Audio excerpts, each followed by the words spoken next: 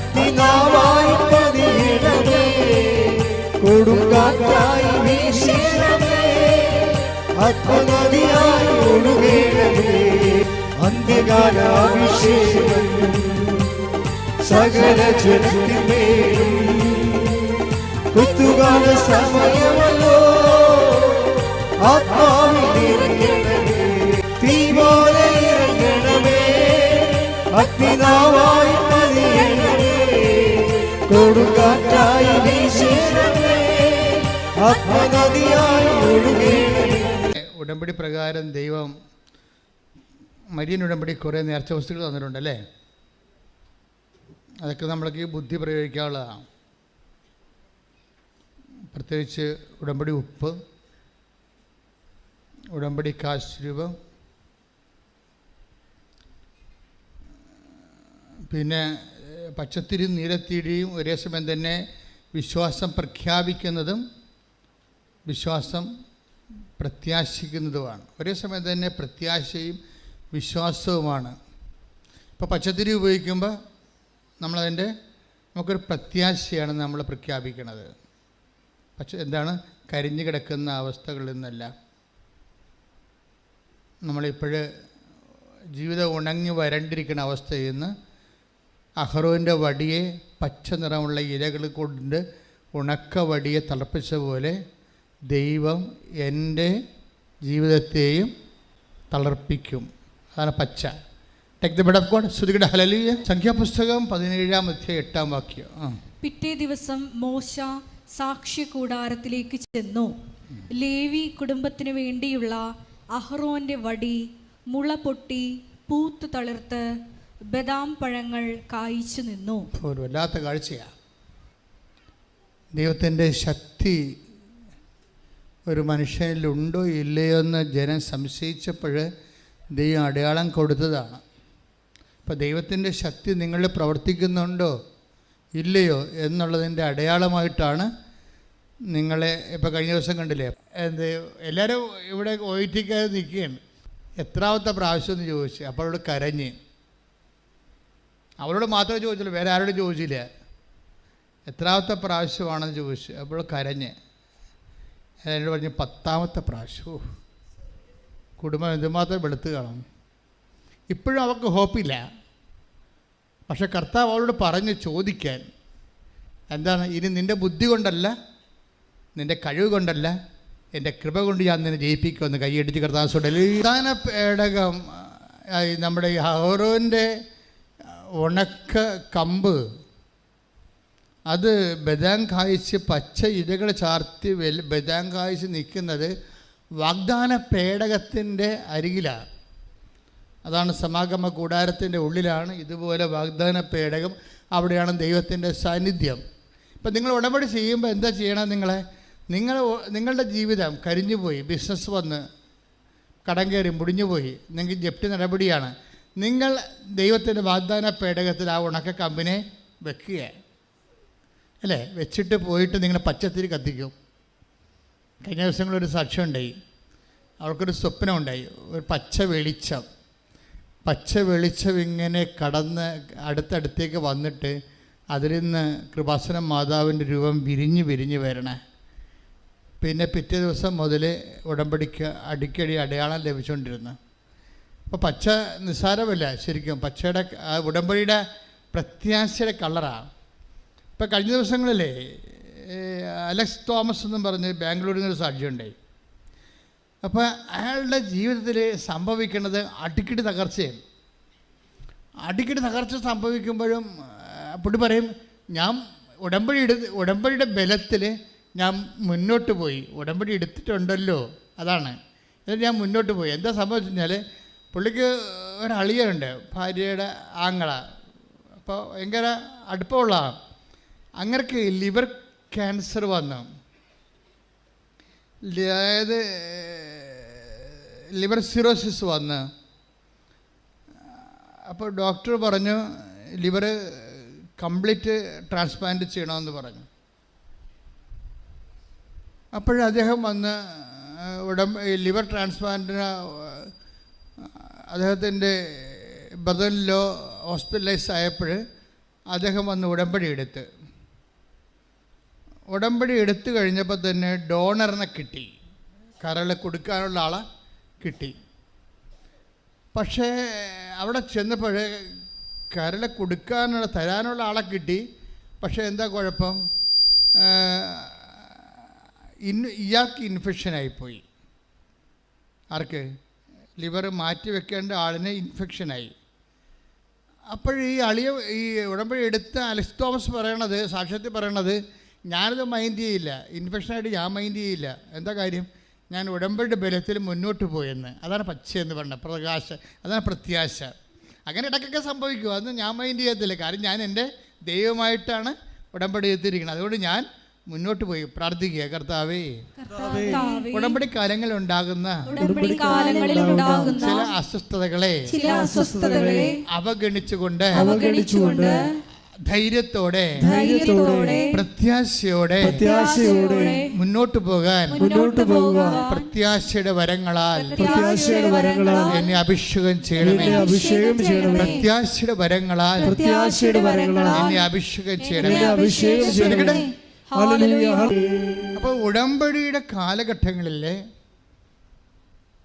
Process ടൈമില്ലേ, എൻ്റെ പ്രക്രിയാ സമയം, ഈ പ്രക്രിയാ സമയങ്ങളിൽ എപ്പോഴും ദൈവം നമ്മളോട് ഇൻവെസ്റ്റ് ചെയ്യാൻ പറയും. അല്ലാതെ നമ്മളുടനെ ഉടമ്പടി എടുക്കണ കാലത്ത്, ഉടമ്പടിയിൽ ഇരിക്കണ സമയത്ത് ഉണ്ടാകുന്ന ഞാൻ ഉടമ്പടി എടുത്തിട്ട് എനിക്ക് ഇങ്ങനെ സംഭവിച്ചല്ല എന്ന് ചില പൊട്ടിപ്പെണ്ണുങ്ങൾ പറയും. അങ്ങനെ നിങ്ങൾ പൊട്ടികൾ വാസ്തവത്തിൽ ഉടമ്പടി എടുക്കാതിരിക്കുന്നതാണ് നല്ലത്. കാരണം ഇത് ഞാൻ എപ്പോഴും നിങ്ങൾ പറയും, യൂദാസ് പുണ്യാളനെയൊക്കെ പെട്ടിക്കൊണ്ടുവന്ന് എഴുതിയിടണ പോലുള്ള എഴുതിയിടലല്ല ഈ സംഭവം. ഇത് ദൈവവുമായിട്ടുള്ള ഒരു ബയലാട്രൽ എഗ്രിമെൻറ്റിൽ ദൈവത്തിന് ഒരു ഉദ്ദേശം ഉണ്ടാകും. നിങ്ങൾ ഓർക്കണത്, ഇപ്പോൾ യൂദാസ് പുണ്യാളൻ്റെ പെട്ടിക്കൊണ്ടുപോയി നിങ്ങൾക്ക് വിവാഹം നടക്കണം, ജോലി കിട്ടണം എന്നൊക്കെ പറഞ്ഞു കഴിഞ്ഞാൽ യൂദാസ് പുണ്യാളൻ്റെ പ്രത്യേകിച്ച് ഉദ്ദേശമൊന്നും ഉണ്ടാകത്തില്ല. നിങ്ങൾ അത് നടക്കാൻ പറ്റണമെങ്കിൽ നടക്കും, അത്രയേ ഉള്ളൂ. പക്ഷെ നിങ്ങൾ ദൈവമായിട്ട് പരിശുദ്ധ അമ്മ വഴി ഉടമ്പടി ചെയ്യുമ്പോൾ ഈ രണ്ട് കക്ഷികൾക്കും നിങ്ങളെക്കൊണ്ട് ഉദ്ദേശമുണ്ടാകും. കാര്യം ഇത് ഉടമ്പടി ആയതുകൊണ്ടാണ്, അല്ലാതെ അപേക്ഷ കെട്ടിത്താത്തണ പരിപാടി അല്ലല്ലോ. ഉടമ്പടി ആയതുകൊണ്ട് ഉടമ്പടി പ്രകാരം ദൈവത്തിന് സ്വപ്നങ്ങളുണ്ട്. ആരെക്കുറിച്ച്? നമ്മളെക്കുറിച്ച്. ദൈവം ഈ ഉടമ്പടി കാലം കഴിയുന്നതിനുള്ളിൽ നിങ്ങൾ ആരായിരിക്കണം എന്നുള്ളതിനെക്കുറിച്ച് ദൈവത്തിന് ഐഡിയ ഉണ്ട്. അതാണ് പല ആൾക്കാരുടെ ഉടമ്പടി ആൻസറബിൾ അല്ലാതെ ഇരിക്കുന്നത്. കാര്യം ദൈവത്തിൻ്റെ കാര്യങ്ങളൊന്നും നിങ്ങളുടെ ജീവിതത്തിൽ നടക്കണില്ല. നിങ്ങളുടെ കാര്യം നടക്കാൻ വേണ്ടി കണ്ണീരിട്ടുകൊണ്ട് ഇങ്ങനെ ഓലിയിട്ട് നടക്കാമെന്നല്ലാതെ ദൈവത്തിൻ്റെ കാര്യങ്ങൾ നിങ്ങളുടെ ദൈവപൈതലായി മാറിയോ? നിങ്ങൾ കർത്താവിന് വചനം കൈമാറിയോ? അത് സന്തോഷത്തോടെയാണ് കൈമാറിയത്. ഇപ്പം കഴിഞ്ഞ ദിവസം ഒരു പെങ്കൊച്ച് സാക്ഷ്യം പറയണത്, എനിക്ക് 2 പ്രാവശ്യം പുതുക്കി കഴിഞ്ഞപ്പോഴാണ് എനിക്ക് ബോധം വന്നതെന്ന്. നമ്മൾ അപ്പോഴെങ്കിലും അവൾക്ക് ബോധം വന്നില്ല. എന്താ കാര്യം? അവൾക്ക് ഈ പത്രം കൊടുക്കാൻ ഭയങ്കര പ്രയാസമാണ്. ബാക്കിയെല്ലാം അവൾ ചെയ്യുന്നുണ്ട്.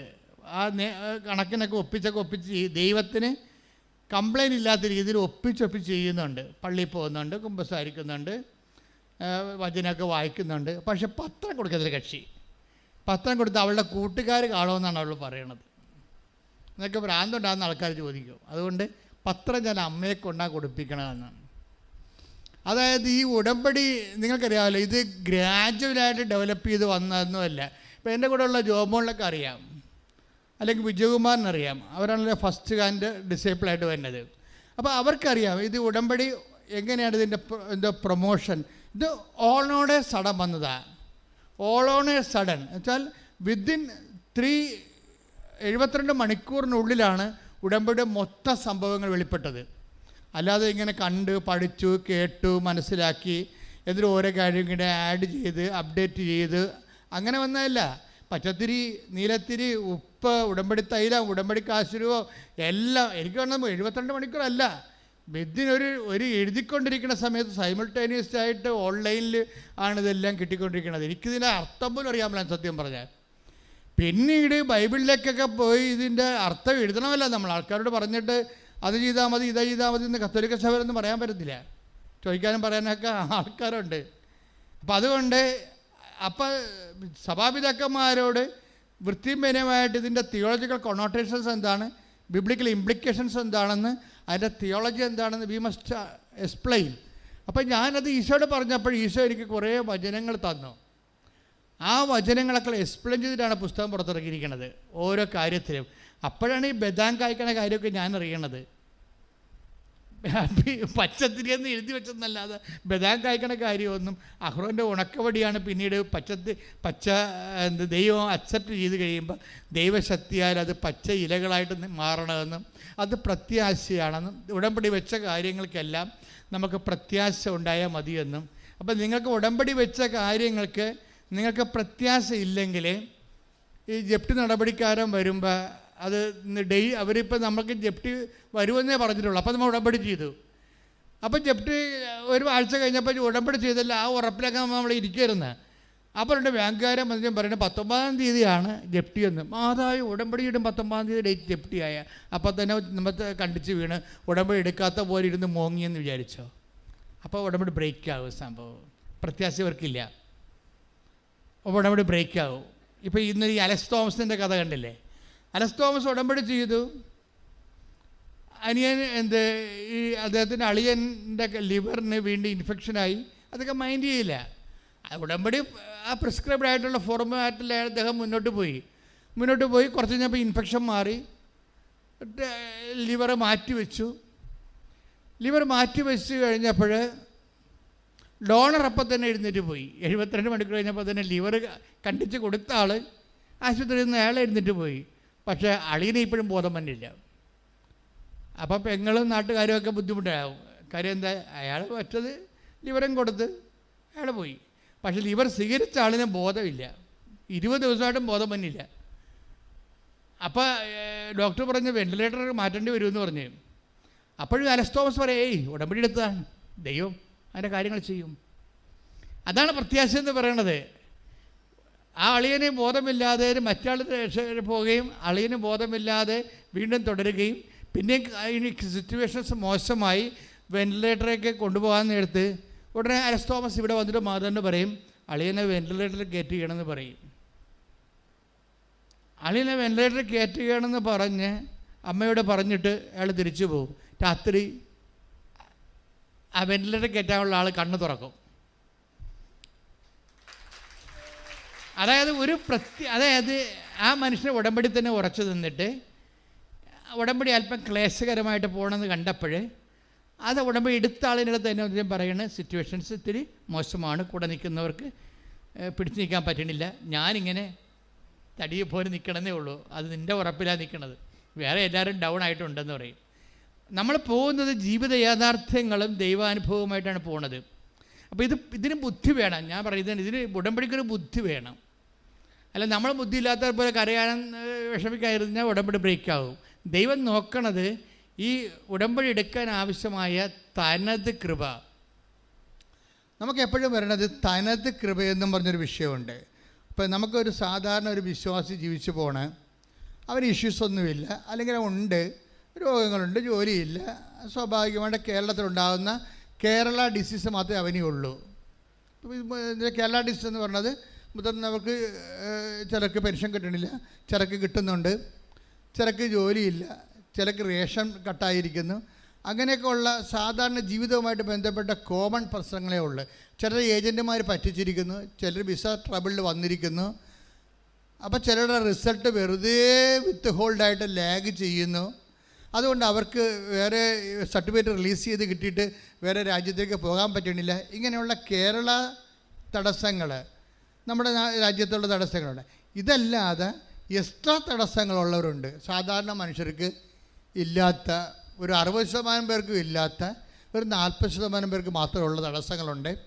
ചിലർക്ക് 20% പേർക്ക് മാത്രമുള്ള അപൂർവ തടസ്സങ്ങളുണ്ട്. അപ്പോൾ വ്യത്യസ്തങ്ങളായ ജീവിത കാലാവസ്ഥകൾ നമുക്കുണ്ട് ഓരോരുത്തർക്കും. അപ്പോൾ ഈ വ്യത്യസ്തമായ ജീവിത യാഥാർത്ഥ്യം നമ്മൾ മാത്രം അഭിമുഖീകരിക്കുന്ന, എന്നാൽ വേറെ ആൾക്കാർക്ക് അഭിമുഖീകരിക്കേണ്ടി വരാത്ത വിഷമങ്ങളാണ് തനത് വിഷമങ്ങളെന്ന് പറയുന്നത്, തടസ്സങ്ങൾ. ഈ തനത് തടസ്സങ്ങൾ ഇപ്പോൾ നിനക്ക് മാത്രമുള്ള തടസ്സങ്ങൾ. ഇപ്പം നിൻ്റെ അണിയന് ഭയങ്കരമായിട്ട് കല്യാണ ആലോചന വരണം, ചേട്ടനായ നിനക്ക് കല്യാണ ആലോചന വരുന്നില്ല. അതാണ് നിൻ്റെ തനത് തടസ്സം. തനത് തടസ്സം. ഈ വിഷയം എല്ലാം നമ്മൾ അടുത്തുള്ള പുരയിടങ്ങളൊക്കെ വിറ്റുപോണ്. അവർക്ക് ആവശ്യമില്ലാത്തവർ പോലും വന്ന് മേടിച്ചുകൊണ്ട് പോണ്. പക്ഷെ നമ്മുടെ പുരയിടം നമുക്ക് ആവശ്യമുണ്ടായിട്ടും പുരയിടം മേടിക്കാൻ ആരും വരണില്ല. തനത് തടസ്സമെന്ന് പറയും. ഈ തനത് തടസ്സത്തിന് വേണ്ടത് തനത് ഗ്രേസാണ്. അതിൻ്റേതായിട്ടുള്ള ഓൺ ഗ്രേസ് അതിൻ്റേതായിട്ടുള്ള ഗ്രേസ്. അങ്ങനെ വരണമെന്നുണ്ടെങ്കിൽ തീർച്ചയായിട്ടും ഇപ്പോൾ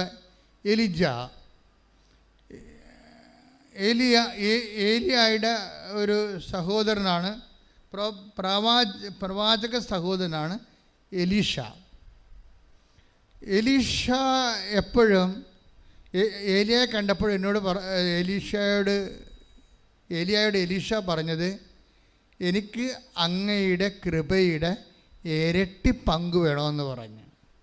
അത് അത്രയേ ഉള്ള കാര്യം. നമ്മൾക്ക് ചെയ്യാനുള്ള മിഷൻ മറ്റുള്ളവരുടെ മിഷനേക്കാൾ പ്രയാസമേറിയതാണെങ്കിൽ നമ്മുടെ മുമ്പിലുള്ള ഓപ്ഷൻ എന്ന് പറയുന്നത് ഇരട്ടി കൃപയാണ്. Take the word of God. ശ്രദ്ധിക്കട്ടെ. ഹല്ലേലൂയ. 2 രാജാക്കന്മാർ 2:9. മറുകര എത്തിയപ്പോൾ ഏലിയ എലീശായോട് പറഞ്ഞു, നിന്നിൽ നിന്ന് എടുക്കപ്പെടുന്നതിന് മുമ്പ് ഞാൻ എന്താണ് ചെയ്തു തരേണ്ടത്? അപ്പോൾ ഏലിയ ചോദിക്കുകയാണ് പ്രവാചകനോട്. അവൻ എടുക്കപ്പെടുകയാണ്. അപ്പം അതിന് എന്താണ് ഇവന് ചെയ്ത് കൊടുക്കേണ്ടതെന്ന് ചോദിക്കാൻ. എലീശ പറഞ്ഞു, അങ്ങയുടെ ആത്മാവിന്റെ ഇരട്ടി പങ്ക്, അങ്ങയുടെ കൃപയുടെ ഇരട്ടി പങ്ക് എനിക്ക് ലഭിക്കട്ടെ. അവൻ പറഞ്ഞു ദുഷ്കരമായ കാര്യമാണ്, പാടുള്ള കാര്യമാണെന്ന് ചോദിക്കണത് നീ ചോദിച്ചത്. എങ്കിലും ഞാൻ എടുക്കപ്പെടുന്നത് നീ കാണുകയാണെങ്കിൽ നിനക്കത് ലഭിക്കും, കണ്ടില്ലെങ്കിൽ ലഭിക്കുകയില്ല. അപ്പോഴേ എലീശയ്ക്ക് ഇരട്ടി പങ്ക് ദൈവം കൊടുക്കുന്നതായിട്ടാണ് ബൈബിൾ ചരിത്രം അവസാനിക്കുന്നത്. പക്ഷേ എന്തിനു വേണ്ടിയാണ്? എലീശയ്ക്ക് ഏലിയേക്കാൾ കൂടുതൽ ജോലി ചെയ്യാനുണ്ട്. മിഷൻ ബേസ്ഡ് ആയിട്ടാണ് പോണത്. അപ്പം നിങ്ങൾക്ക് ഇരട്ടി കൃപ വേണമെന്ന് പറഞ്ഞാൽ നിങ്ങളുടെ മുമ്പിലുള്ള ഓപ്ഷൻ എന്താണ്? ഇരട്ടി മിഷനാണ് ചെയ്യേണ്ടത്. വേറെ കാര്യമൊന്നുമില്ല. വെറുതെ വായിട്ട് അലക്കിയിട്ടുകൊണ്ട് കൃപ കിട്ടത്തില്ല. മനസ്സിലായില്ലേ? നിങ്ങൾക്ക് ഇരട്ടി കൃപ വേണമെന്നുണ്ടെങ്കിൽ നിങ്ങളുടെ മുമ്പിലുള്ള ഓപ്ഷൻ എന്താണ്? ഇരട്ടി മിഷനാണ്. മറ്റുള്ള ആൾക്കാർ, ഇപ്പം ഞാൻ കഴിഞ്ഞ ദിവസങ്ങളിൽ ബാംഗ്ലൂർ നിൽക്കുമ്പോൾ ഒരു പള്ളിയിൽ, അവിടുത്തെ സെൻറ്റ് മേരീസ് പള്ളിയിൽ കുർബാന കുർബാന കൂടിയിട്ട് ഇറങ്ങുകയാണ്. കുർബാന കൂടി ഇറങ്ങുമ്പോൾ റോഡ് സൈഡിലൊക്കെ കൃപാസനം പത്രം കൊടുത്തുകൊണ്ടിരിക്കുന്ന ആൾക്കാർ. അപ്പോൾ ഇംഗ്ലീഷ് പത്രം കൊടുത്തുകൊണ്ടിരിക്കുകയാണ്. വെയിലത്ത്, നല്ല വെയിലാണ്. നല്ല വെയിലത്ത് നിന്നുകൊണ്ട് അപ്പോൾ ഞാൻ ദൈവത്തെ സ്തുതിച്ച് ശരിക്കും പറഞ്ഞാൽ, അതായത് ഇവിടെ വാങ്ങിച്ചുകൊണ്ട് പോകുന്നവരെ അവിടെ കൂടെ അത് കൊടുക്കണില്ലേ, കൊടുക്കണില്ലേ എന്നൊക്കെ ചോദിക്കാൻ ആരുമില്ല. അവർ തന്നെത്താൻ അവർ വാങ്ങിച്ച പ്രേക്ഷിത പ്രവർത്തനങ്ങൾ ഈ എരിവെയിലത്തും പൊരിവെയിലത്തും സുന്ദരമായി ചെയ്തുകൊണ്ടിരിക്കുകയാണ്. കാര്യം നിങ്ങൾക്കറിയാമല്ലോ, നമ്മുടെ ഉടമ്പടിയിലെ ഏറ്റവും ടഫ് മിഷൻ ഈ പത്രത്തിൻ്റെ മിഷനാണ്. അതിൻ്റെ ഉദ്ദേശം എന്താണ്? ആ മാസം ഈശോ ചെയ്ത അത്ഭുതങ്ങൾ, അതാണ് ആ മാസം ചെയ്തത്. 100 മറ്റേ കാണും നമ്മൾ കൊടുക്കണത്. അതിലിരട്ടി ഉണ്ടാവും. ഒരു ദിവസം 10 അല്ല ഇടണത്, 10 ഉടമ്പടി സാക്ഷ്യങ്ങളല്ലേ ഇപ്പം അപ്പ് ചെയ്യണത്. അപ്പോൾ അതിലൊരു 100 എടുത്തിട്ട് 10 ദിവസത്തെ എടുത്തിട്ടാണ് 10 കൊടുക്കണത്. അപ്പോൾ ഈ സാക്ഷ്യം വായിക്കുമ്പോൾ ആ സാക്ഷ്യം സ്ഥിരമായിട്ട് വായിച്ച് അഭിഷേകം പ്രാപിക്കുന്നവരുണ്ട്, സാക്ഷ്യം സ്ഥിരമായിട്ട് കേൾക്കുമ്പോൾ അഭിഷേകം പ്രാപിക്കുന്നവരുണ്ട്. കാര്യം സാക്ഷ്യം കേൾക്കുമ്പോൾ പ്രശ്നം ദൈവം ചെയ്ത കാര്യമായതുകൊണ്ട് ദൈവത്തിൻ്റെ ശക്തി അതിൽ വിശ്വസിക്കുന്ന അനുസരിച്ച് നമ്മൾ ശക്തിപ്പെട്ടുകൊണ്ടിരിക്കും. പക്ഷേ രാത്രി 3 മണിക്കൊക്കെ എഴുന്നേറ്റ് ആൾക്കാർ സാക്ഷ്യം കേൾക്കുന്നുണ്ട്. അവർ സാക്ഷ്യം പറയുമ്പോഴാണ് നമുക്ക് മനസ്സിലാക്കണം. 3 മണിക്കൊക്കെ എഴുന്നേറ്റിട്ട് സാക്ഷ്യം കേട്ടുകൊണ്ടിരിക്കും. അപ്പോൾ സാക്ഷ്യം കേട്ടുകൊണ്ടിരിക്കുമ്പോൾ ഇനി ഉറക്കം വന്നില്ലല്ലോ. ഒരു സഹോദരി ഇന്നലെ പറഞ്ഞത്, എനിക്ക് ഉറക്കം വന്നില്ല. എന്താ കാര്യമെന്ന് വെച്ച് കഴിഞ്ഞാൽ, എൻ്റെ കുഞ്ഞിന് ഇപ്പം മിൻറ്റു എന്ന് പറഞ്ഞുകൊണ്ട് മോളുടെ സാക്ഷ്യം ഈ ആഴ്ചയിലുണ്ടായതാണ്. വലിയ സാക്ഷ്യമാണത്. കാര്യം വെച്ച് കഴിഞ്ഞാൽ മിൻറ്റു, ഞാൻ അയർലൻഡിൽ ധ്യാനം നടത്തുമ്പോൾ ആ അയർലൻഡിലെ ധ്യാനത്തിൻ്റെ ആരാധനയിൽ പങ്കെടുത്തപ്പോൾ പെട്ടെന്ന് അത്രയും നാൾ അനങ്ങാതിരുന്ന് ഗർഭത്തെ ശിശു ആരാധന സമയത്ത് കുതിച്ചു ചാടി. അപ്പോൾ കർത്താവ് ബിന്ദുവിനൊരു അടയാളം കൊടുത്തതാണ്. എന്താണ്? നിൻ്റെ കുഞ്ഞ് എൻ്റെ കൈവപ്പുള്ളതാണ്. ഇനി കുഞ്ഞുമായിട്ട് ബന്ധപ്പെട്ട് എന്ത് ഇഷ്യൂ വന്നാലും നീ മൈൻഡ് ചെയ്യരുത്. അതാണ് സംഭവം. ഇപ്പോൾ നമ്മൾക്കൊരു അടയാളം കിട്ടുമ്പോൾ ഓർക്കേണ്ടതെന്ന് വെച്ച് കഴിഞ്ഞാൽ, നമുക്കൊരു എന്തെങ്കിലും തരത്തിൽ നമ്മളെ പ്രതിരോധത്തിലാക്കുന്ന എന്തോ സാധനം സംഭവിക്കാൻ പോകുന്നു, നമ്മൾ കലങ്ങരുതെന്ന അതിൻ്റെ അർത്ഥം. ഒരർത്ഥം അതാണ്. അപ്പം മിൻറ്റു ഭയങ്കര സന്തോഷമായി. എന്താണ്? ആരാധനയിലല്ലേ ആദ്യമായിട്ട് ഗർഭദശിച്ച് തുള്ളിച്ചാടണത്. ഇപ്പം കർത്താവിൻ്റെ കയ്യൊപ്പുള്ള കുഞ്ഞാണ് എന്ന് അവൾ ധരിച്ച് പ്രാർത്ഥിച്ചിരിക്കുന്ന സമയത്ത് പെട്ടെന്ന് കുഞ്ഞിന് അതിൻ്റെ നടുവലിൻ്റെ മൂട്ടിൽ ഒരു മുഴ വരാൻ തുടങ്ങി, ട്യൂമർ വരാൻ തുടങ്ങി. അത് ട്യൂമറാണെന്ന് കണ്ട് ബ്ലീഡിങ്ങൊക്കെ വന്ന് നോക്കിയപ്പോൾ ട്യൂമറാണ്. ട്യൂമറാകുമ്പോൾ ഡോക്ടർ പറഞ്ഞു ഈ ട്യൂമർ വളർന്നു കൊണ്ടേയിരിക്കുകയാണ്. വളർന്നുകൊണ്ടിരിക്കുമ്പോൾ വരുന്ന പ്രശ്നം, ട്യൂമർ എന്ന് പറയുന്ന ഒരു ബലൂൺ പോലെ ഇങ്ങനെ കുറേ വെള്ളമായിട്ടൊക്കെ ഇരിക്കും. അതിങ്ങനെ വളർന്നിരിക്കുകയാണ്. അപ്പോൾ സ്വാഭാവികമായിട്ട് കുഞ്ഞിൻ്റെ രക്തം മുഴുവനും ട്യൂമർ വിഴുങ്ങും. കുഞ്ഞ് രക്തമില്ലാതെ കുഞ്ഞിന് ലിവർ അടിച്ചു പോകും, ബ്രെയിൻ ചുരുങ്ങിപ്പോകും. അങ്ങനെ കിഡ്നി, 3 പ്രശ്നമാണ് ട്യൂമർ ഉണ്ടാകുമ്പോൾ. അപ്പോൾ ഇതെല്ലാം കേട്ടിട്ട് ഇവൾ കിടുങ്ങിപ്പോകും അങ്ങോട്ട്. കാര്യമൊക്കെ മനസ്സിലാവും, കുഞ്ഞ് മരിച്ചു പോകുമെന്ന് മനസ്സിലാവും, ട്യൂമർ വളരെ. പക്ഷേ ഇവൾ ഉടമ്പടിയിൽ അങ്ങ് ഉറച്ചു നിൽക്കും. ഉടമ്പടിയിൽ ഉറച്ചു നിൽക്കും. എന്താ കാര്യം വെച്ച് കഴിഞ്ഞാൽ, നമ്മൾ ഉടമ്പടി ഉറച്ചു നിൽക്കുമ്പോൾ ഉണ്ടാകുന്ന ഗുണമെന്ന് വെച്ച് കഴിഞ്ഞാൽ, ഇതിൻ്റെ വിഷയം, നമ്മുടെ വിഷയം എല്ലാം ദൈവത്തിൻ്റെ വിഷയമായി മാറും. കാര്യം ഇത് ബൈലാറ്ററൽ എഗ്രിമെൻ്റ് അല്ലേ, അതാണ് വിഷയം. നമുക്ക് ജോലിയില്ല, ദൈവത്തിന് ജോലിയില്ല. നമുക്ക് പനിയാണോ, ദൈവത്തിന് പനിയാണ്. ഇതെല്ലാം ഇങ്ങനെയാണ് പോണത്. നമുക്ക് കടത്തിലാണോ, ദൈവം കടത്തിലാണ്. എന്നാൽ ദൈവത്തിന് തനതായിട്ട് തോന്നും. ഇപ്പോൾ ഉടമ്പടിയുടെ അകത്ത് നിൽക്കുമ്പോൾ ഉണ്ടാകുന്ന പ്രശ്നം, നിനക്കുണ്ടാകുന്ന മുഴുവൻ പ്രശ്നങ്ങളെ ദൈവം ഏറ്റെടുത്ത് സ്വന്തം പോലെയാക്കും. സ്തുതിക്കട്ടെ, ഹല്ലേലൂയ. അപ്പോൾ ഇങ്ങനെ ഓരോ 3 മാസം സ്കാൻ ചെയ്യുമ്പോഴും ട്യൂമറൊപ്പം കൊച്ചിനൊപ്പം വലുതാകുകയാണ്. അപ്പോൾ ഡോക്ടർ പറഞ്ഞ് അബോർഷൻ ചെയ്ത് കളയണമെന്ന്. ടിൻറ്റിൻ്റെ അപ്പോൾ ഒരു 6-ാം മാസമായപ്പോഴും ഡോക്ടർ പറയും ഇത് കുട്ടി മരിക്കും, നിനക്കും അപകടമാണ്, അബോർഷൻ ചെയ്ത് കളയണം. പക്ഷെ കളയത്തില്ല ഇവർ. കാര്യം ടിൻറ്റുവിൻ്റെ ഹസ്ബൻഡ് ലിജുവും അതുപോലെ തന്നെ വിശ്വാസമുള്ള ആളാണ്. ഇത് നമുക്ക് കർത്താവ് തന്ന എൽഇഡി എന്ന് ചോദിക്കും. ഒക്കെ ബോധമാണ്, അതാണ് ബോധം. ഒരു ഉടമ്പടി ഒരു ബോധമാണ്. അന്ന് ആരാധനയ്ക്ക് കുഞ്ഞ് തുള്ളിച്ചാടിയില്ലേ, അപ്പോൾ കർത്താവിൻ്റെ കൈവപ്പായില്ലേ. അപ്പോൾ ഭർത്താവ് പറയും ഇത് നമുക്ക് കർത്താവ് തന്നതല്ലേടി, കർത്താവാണ് തീരുമാനിക്കണം, നമ്മളൊന്നും ചെയ്യത്തില്ല എന്ന് പറയും. അപ്പോൾ ഭർത്താവും ഭാര്യയും കൂടി ആലോചിച്ചിട്ട് അവരൊന്നും ചെയ്യാതെ കുഞ്ഞിനെയും ട്യൂമറിനെയും അതിൻ്റെ ഭിത്തിക്ക് അങ്ങോട്ട് വിടും. ഇവളീ വയറും താങ്ങിക്കൊണ്ട് നടക്കുമ്പോൾ ഇവിടെ രാത്രി ഉറക്കം വരത്തില്ല. ഉറക്കം വരാതെ അങ്ങോട്ടും ഇങ്ങോട്ടും നടക്കും. എന്നിട്ട് അവൾ പറയും ഞാൻ 3 മണിക്ക് എഴുന്നേറ്റ് സാക്ഷ്യം കേൾക്കുമെന്ന്. കർത്താവ് അപ്പോൾ എന്നെ കർത്താവ് ബലപ്പെടുത്തും. ഈ കാലങ്ങളിൽ മനുഷ്യനെ ബലപ്പെടുത്തുന്നത് സാക്ഷ്യങ്ങളാണ് ശരിക്കും. കാര്യം ചവർ പോലെ സാക്ഷ്യങ്ങളല്ലേ എല്ലാ ദിവസവുമാണേ. അപ്പോൾ അത് ആ ഓരോ സബ്ജക്റ്റ് വൈസ് ഉണ്ടാവും. ഈ ഭൂമിക്ക് താഴെ അല്ല ഈ ഭൂമിക്ക് മുകളിലുള്ള മനുഷ്യൻ അനുഭവിക്കുന്ന മുഴുവൻ വിഷയങ്ങളെയാണ് ദൈവം ഉടമ്പടി കൈകാര്യം ചെയ്യണത്. അത് ഓരോ വിഷയങ്ങളെയും. അപ്പോൾ ഇവൾ പറയും ഞാൻ എന്ത് ചെയ്യുന്നറിയാവോ, കൂടുതൽ വേദനയൊക്കെ വരുന്ന ബ്ലീഡിങ് കൂടുന്ന കാണുമ്പോൾ ഞാൻ എന്ത് ചെയ്യും, ഉടമ്പടി തൈലം എടുത്തിട്ട് എൻ്റെ അടിവയറ്റിൽ തേച്ച് കുരിച്ചിടും. കാര്യം നമുക്ക് ഉടമ്പടിയിലെ ദൃശ്യമായ കുറേ അടയാളങ്ങൾ കയ്യിൽ തന്നിട്ടുണ്ടല്ലേ. എന്തൊക്കെയാണ്? ഉടമ്പടി തൈലം, ഉപ്പ്, പിന്നെ എന്താണ് കാശുരൂപം. അപ്പം കുറേ അടയാളങ്ങളുണ്ട്.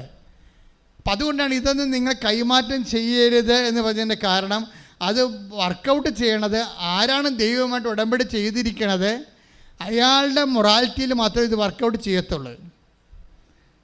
പിന്നെ അയാൾ ഒത്തിരി ആഗ്രഹിച്ചിട്ട് കണ്ണീരിട്ട് ദൈവതിരുസന്നിധി പറയാണ് ഞാനിത് കാനഡയ്ക്ക് കൊടുത്തു വിടുകയാണ്, എൻ്റെ മകൾ അവിടെയാണ്, അവർക്ക് വേറെ ആരുമില്ല, എനിക്കും പോകാൻ പറ്റണില്ല, അതുകൊണ്ട് ഇത് വർക്കൗട്ട് ചെയ്യണമെന്ന് ദൈവത്തോട് പറഞ്ഞാൽ ദൈവം അത് അക്സെപ്റ്റ് ചെയ്യണത് അവർ തമ്മിലുള്ള ബന്ധത്തിൻ്റെ പേരിലാണ്. പക്ഷേ ഉടമ്പടിക്ക് മുറുക്കമില്ല എന്നുണ്ടെങ്കിൽ ദൈവം അക്സെപ്റ്റ് ചെയ്യണം നിർബന്ധമില്ല. നീ ഉടമ്പടി ഉടപ്പിയിട്ട് ഇപ്പോൾ ഒരു കാര്യം വന്നപ്പോൾ ഉടമ്പടി തൈലം കൊടുത്തു വിടുകയാണെന്ന് പറഞ്ഞാൽ അത് വർക്കൗട്ട് ചെയ്യത്തില്ല. നിങ്ങൾക്കറിയാമല്ലോ, ഇതെല്ലാം ഒരു കൈ ഇരിക്കുന്ന വടി മാത്രമാണ്. ഇപ്പം മോസസിനോട് പറഞ്ഞില്ലേ, നീ പറവോൻ്റെ മുമ്പിൽ ചെല്ലുമ്പോൾ മോസസിന് പേടിയാണ്. കാര്യം വെച്ച് കഴിഞ്ഞാൽ അയാൾ രാജാവ്, ചക്രവർത്തിയാണ്. ഇവൻ്റെ പിന്നിൽ ആൾ പോലും ഇല്ല, സ്വാധീനമില്ല, റെക്കമെൻഡ് ചെയ്യാൻ ആളില്ല, ട്രെയിൻ ചെയ്ത പട്ടാളക്കാരില്ല, പണമില്ല, ഒന്നുമില്ല. ഇവൻ ഒറ്റക്കാണ്. അപ്പോൾ മോസസ് പറയും, ഞാൻ ഒറ്റക്കാണല്ലോ, ഞാനെങ്ങനെയാണ് ഈ ചക്രവർത്തിയോട് സർവ്വസൈന്യാധിപനോട് സംസാരിക്കുക എന്ന് പറയുമ്പോൾ ദൈവം പറയും, നിൻ്റെ കയ്യിലിരിക്കണ എന്താണെന്ന് ചോദിക്കും. Take the word of God. പുറപ്പാട് 4:2 ശ്രുതിക്കട്ടെ. ഹല്ലേലൂയ. അവനോട് ചോദിച്ചു, നിന്റെ കയ്യിലിരിക്കുന്നത് എന്താണ്? എന്തെല്ലാം കയ്യിലുണ്ട്? ഉടമ്പടി തൈലമുണ്ട്, ഉടമ്പടി ഉപ്പുണ്ട്, ഉടമ്പടി കാശ്രൂപമുണ്ട്, അല്ലേ? എല്ലാം പല പ്രാവശ്യം വെഞ്ചരിച്ച് ഉടമ്പടി പ്രകാരം നിങ്ങൾക്ക് നൽകിയിട്ടുള്ളതാണ്. നിങ്ങൾ ഉടമ്പടി ഉഴപ്പിയിട്ട് ഇതിന്മേൽ തൊട്ടാൽ ശരിയാകത്തില്ല. ഉടമ്പടിയിൽ ബലവത്താട് നിൽക്കണം. പറ വായിച്ചോളൂ. നിന്റെ കയ്യിലിരിക്കുന്നത് എന്താണ്? അവൻ പറഞ്ഞു ഒരു വടിയാണ്. അപ്പം നമുക്ക് തോന്നുമ്പോൾ ഒരു കാശ്രൂപമാണ്, ഇത്തിരി ഉപ്പാണ്, ഇത്തിരി ഒലിവ എണ്ണയാണെന്ന് നമുക്ക് തോന്നും. അതായിരിക്കും. പക്ഷേ അത് പ്രയോഗിക്കുമ്പോൾ അത് മാറി, അതല്ലാതായി മാറും. അത് വായിച്ചോളൂ. അവിടുന്ന് കൽപ്പിച്ചു അത് നിലത്തിടുക. നമ്മൾ ഉപ്പൊക്കെ നിലത്തിടത്തില്ലേ? ഞാൻ എല്ലാവരോടും പറയും, ജപ്തി നടപടിയാണെന്ന് പറയുമ്പോൾ, സ്ഥലം വിൽക്കണില്ല എന്ന് പറയുമ്പോൾ, വീട് വിൽക്കണില്ല എന്ന് പറയുമ്പോൾ ഞാൻ പറയും അത് നിലത്തിടാൻ പറയും, എല്ലാ അതിരുകളിലും ഇടാൻ പറയും. എങ്ങനെ ഇടാൻ പറയും? വിശ്വാസപ്രമാണം ചൊല്ലിക്കൊണ്ടിടാൻ പറയും. പ്രയോഗമാണ്, വിശ്വാസം പ്രയോഗിക്കുകയാണ്. അല്ല ചുമ്മാ സിനിമാ പാട്ടും പാടി ഇടാൻ പറഞ്ഞ സാധനമാണോ ഇത്? ബുദ്ധിബോധമില്ലാതെ ചുമ്മാ ഇങ്ങനെ ഉറുമ്പ് വരുമ്പോൾ തെള്ളുപൊടി ഇടണ പോലെ ഇടുന്ന സാധനമാണോ ഇത്? അല്ല. ആദ്യം നിങ്ങൾ ഉറപ്പ് വരുത്തണം നിങ്ങൾ വിശുദ്ധിയുള്ളവരാണെന്ന്. വിശ്വാസപ്രമാണവും വിശുദ്ധിയും തമ്മിൽ കുറച്ച് ബന്ധമുണ്ട്. നിങ്ങൾ പ്രക്രിയയായിട്ട് ജീവിച്ചിട്ട് തോന്നിവാസം ജീവിച്ചിട്ട് വിശ്വാസപ്രമാണം ചിലപ്പോൾ ആക്ടിവേറ്റ് ആകത്തില്ല. അതാണ് വിഷയം. കാര്യം എപ്പോഴും പ്രശ്നമുള്ളത് ദൈവം ചോദിക്കണം, നീ എന്ത് ചെയ്യുമെന്ന് ചോദിക്കാം. അപ്പോൾ ഒറ്റ ഉത്തരവേ പാടാൻ പാടുള്ളൂ. നീ എന്ത് ചെയ്യുന്നു? ഞാൻ അബോർഷൻ ചെയ്യുന്നു. പോരെ, പണിയായില്ലേ? നീ എന്ത് ചെയ്തു എന്ന് ചോദിച്ചാൽ മര്യാദക്ക് ഉത്തരം പറയണം. ദൈവത്തിന് ഇഷ്ടപ്പെട്ട ഉത്തരം പറയണം. ഞാനൊരു ഭർത്താവിനെ വെറുതെ ഉപേക്ഷിച്ചിട്ട് വീട്ടിൽ വന്ന് നിൽക്കണം എന്ന് പറഞ്ഞു കഴിഞ്ഞാൽ അടി മോതക്കെട്ട് കിട്ടും ചിലപ്പോൾ. ഞാൻ ഇന്നലെ ഒരു പെണ്ണിനോട് ചോദിച്ചു, അത് നീ വഴക്കിട്ട് പോകുന്നതല്ലേ എന്ന് പറഞ്ഞ് ഞാൻ വടി വിട്ടേക്കാൻ പറഞ്ഞു. അവൾ തന്നെ വഴക്കിട്ട് പോന്നിട്ട് പാക ഉടമ്പടി ചെയ്യണമെന്നും പറഞ്ഞ് വന്ന് ഉടമ്പടി എടുത്ത് വെള്ളത്തിനും കൊണ്ട് നിൽക്കും. പാക ഉടമ്പടി ചെയ്യണം. അപ്പോൾ മാനേജർ എഴുതിയിട്ടുണ്ട് പാക ഉടമ്പടി ചെയ്യണം. മാനേജർ ചോദിക്കത്തില്ലല്ലോ. ഈ പാക ഉടമ്പടി ചെയ്യണമെന്ന് കണ്ടപ്പോൾ കർത്താവ് പറഞ്ഞ് അവളോട് കാര്യം ചോദിക്കാൻ പറഞ്ഞ്. വേറെ ആരുമില്ല, അവരോട് മാത്രമേ ഞാൻ സംസാരിച്ചുള്ളൂ. ഞാൻ എല്ലാവരോടും സംസാരിക്കത്തില്ലല്ലോ. ഗ്രീൻ കേസാണെങ്കിൽ സംസാരിക്കത്തില്ല, റെഡ് കേസാണെങ്കിൽ എനിക്കറിയാൻ പറ്റും. ഞാൻ ചോദിച്ചു പാക ഉടമ്പടി ആരുടെ ഭാഗമാണ് ചെയ്യേണ്ടതെന്ന് ചോദിച്ചു. ആരുടെ ഭാഗമാണ് ചെയ്യേണ്ടത്? ഭർത്താവിൻ്റെ ഭാഗം ഉടമ്പടി ചെയ്യണം. അപ്പോൾ നീ എവിടെ നിൽക്കണം? വീട്ടിൽ നിൽക്കണം. നീയായി എന്ന് പോകുന്നു. കെട്ടിയ കാലത്ത് പോകുന്നതാണ്. കെട്ടിയ കാലത്ത് ഇവളുടെ എന്തോ ഉടായ്പ ബന്ധത്തിൽ അല്ലെങ്കിൽ ബന്ധമില്ലെങ്കിലും അവളുടെ താല്പര്യക്കുറവാണ്. ചിലപ്പോൾ ഈ മദ്യപാനിയ എന്തെങ്കിലുമൊക്കെ ആയിട്ടായിരിക്കും. പക്ഷേ മദ്യപാനികളുടെ കൂടെ ആരും താമസിക്കണില്ലേ? കേരളം തന്നെ ജീവിക്കണ മദ്യപാനം കൊണ്ടാണ് അല്ലേ? അല്ലെങ്കിൽ പിന്നെ ഈ ഗവൺമെൻറ് ഇതൊക്കെ അടച്ചുപൂട്ടത്തില്ലേ? അപ്പം നമ്മളാണ് ശ്രദ്ധിക്കേണ്ടത്. തിന്മ ചെയ്യാനുള്ള സാഹചര്യങ്ങൾ ഗവൺമെൻറ് തന്നെ അതിൻ്റെ സ്പോൺസറായി മാറുമ്പോഴേ ജീവിക്കണോ വേണ്ടതെന്ന് തീരുമാനിക്കേണ്ടത് ആരാണ്? നമ്മളാണ് തീരുമാനിക്കേണ്ടത്. അല്ല ഗവൺമെൻറ്റിന് ടാക്സൊന്നും പറഞ്ഞുകൊണ്ട് നമ്മളെ കാര്യം മദ്യപിച്ചാൽ ശരിയാവുക. അപ്പോൾ സ്വാഭാവികമായിട്ട് ഇങ്ങനെയുള്ള സിറ്റുവേഷൻസ് പാപ സാഹചര്യങ്ങൾ ലോകത്തിലുണ്ടാകും. അത് ഗവൺമെൻറ് സ്പോൺസേർഡുമായിരിക്കും ചിലപ്പോൾ സമയത്ത്. പക്ഷേ നമ്മളല്ല അത് ജീവിക്കേണ്ടത്. എത്ര ഉടമ്പടിയിലൂടെയാണ് ഭർത്താക്കന്മാരെ അവിടെ വിശുദ്ധിയിലേക്ക് ഭാര്യമാരെ കൊണ്ടുവന്നിരിക്കുന്നത്. ഇപ്പോൾ ഓടിപ്പോകുന്നു. അന്ന് ഓടിപ്പോകുന്നതാണ്. ഞാൻ മക്കളുണ്ടായി ഇല്ലെന്ന് തിരക്കിയില്ല. കാര്യം ആ കേസ് ദൈവത്തിൻ്റെ അല്ലാത്ത കാരണം എൻ്റെതുമല്ല. അപ്പോൾ ഞാൻ പറഞ്ഞ് നീ ചെയ്തിരിക്കുന്ന കാര്യങ്ങളുടെ മേലെ നിനക്ക് അവകാശമില്ലെന്ന് പറഞ്ഞ്. എന്താ കാര്യം?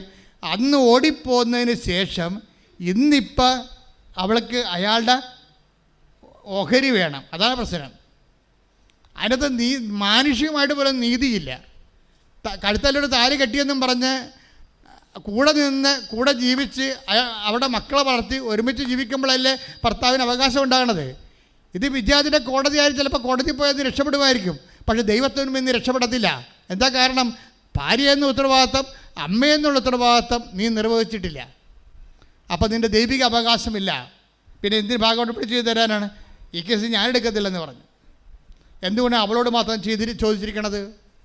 കാര്യം അവളുടെ കയ്യിൽ ആ ഉടമ്പടി ദൈവം ഏറ്റെടുത്തിട്ടില്ല. അതുകൊണ്ടാണ്. ദൈവം ഏറ്റെടുക്കാത്ത ഉടമ്പടി അൾത്താരെ വരുമ്പോൾ സ്വാഭാവികമായിട്ട് ചോദ്യവും പറച്ചിലൊക്കെ ഉണ്ടാവും. ദൈവം ഏറ്റെടുക്കാത്ത ഉടമ്പടി ഇവരുടെ മാത്രം താല്പര്യത്തിന് വേണ്ടി ഒരു മനുഷ്യൻ്റെ ജീവിതം അങ്ങ് നശിപ്പിച്ചിരിക്കുകയാണ്. ഇപ്പോൾ അയാളുടെ സ്വത്ത് മാത്രം മതി, അതാണ് വിഷയം. അവിടെ സ്വത്ത് മാത്രം മതി. അപ്പോൾ അത് മാനുഷികമായിട്ട് പോലും നീതിയല്ല സംഭവം. അപ്പോൾ സ്വാഭാവികമായിട്ട് അങ്ങനെ വരുമ്പോൾ ഇപ്പോൾ കോടതി പോയാൽ തീർച്ചയായിട്ടും കോടതി പെൺപക്ഷമായത് കാരണം സ്വാഭാവികമായിട്ടും നമ്മുടെ രാജ്യത്തെ കുറേ നാളുകളായിട്ട് സ്ത്രീകൾ മർദ്ദനം അനുഭവിക്കുന്നതാണ്. നിയമപരമായ നീതിപരമായ മർദ്ദനങ്ങൾ സ്ത്രീ ജനങ്ങൾ അനുഭവിക്കുന്ന കാരണം അതിൻ്റെ തിക്തഫലങ്ങൾ ഒത്തിരി ആയപ്പോൾ ഗവൺമെൻറ് ഇപ്പോൾ നിയമങ്ങൾ വെച്ചിരിക്കുന്നതെല്ലാം സ്ത്രീ അനുകൂലമായ നിയമങ്ങളാണ്. അത് ഒത്തിരി പെണ്ണുങ്ങൾ മുതലെടുക്കുകയും ചെയ്യുന്നുണ്ട് അതിൻ്റെ പേരിൽ. ഇപ്പം എല്ലാ അവകാശവും വാങ്ങിച്ചുകൊണ്ട് പോയിട്ടുണ്ട്. ഇപ്പം എല്ലാ കുടുംബത്തിൻ്റെ എല്ലാ അവകാശവും വാങ്ങിച്ചുകൊണ്ട് പോയിട്ടും പിന്നെയും കേസ് പറയുന്ന പെങ്ങന്മാരുണ്ട്. കുടുംബത്തോട് തറവാടിനോട് കേസ് പറയുന്ന പെങ്ങന്മാരുണ്ട്. അവർക്ക് അപ്പനും അമ്മയോട് ബന്ധമില്ല, അപ്പനും അമ്മയും അവർക്ക് നോക്കണ്ട. അതേസമയം തന്നെ അവർ പിന്നെയും കിട്ടാൻ വേണ്ടി കേസ് പറയും. ആ സ്വത്തുണ്ടാക്കിയതിൽ ഇവർക്കൊരു പങ്കുമില്ല.